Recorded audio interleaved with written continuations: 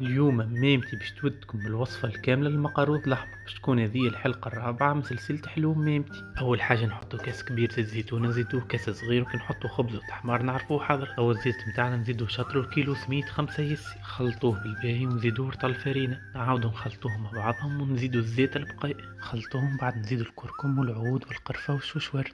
تو نكعبرو الخليط بيدينا، وكان تفتفت راهو ناقص فرينة نزيدوه فرينة ونشوفوه حضر ولا. نزيدو طرف ملح الماء دافية، وبعد نمرقو به الخليط متاعنا نخلطوها لين تحصلوا على العجينة بالقوام هذايا. وتبعوا مراحل ميمتي كيفاش تحل العجينة بالباهي. تو تفرجوا على فيديو المقروض الابيض هبطت فيه كيفاش خدمنا التمر وفوحناه. تو تبعوا بالباهي المرحلة ذي مهمة، كيفاش خدمنا العجينة باش تجينا لبعد الكعب منظمة مرتوبة. نطبعوها بالقالب وننظموها، بعد نقصوها كما تراو ميمتي تعمل. تو نقليوها للتحمار ونجحروها ونزيدوها الجلجلان. قولونا انتم منين تعملوا المقاروض كيفنا ولا. كان عجبكم محتوى متاع ياني وميمتي تبعونا على القنوات الكل.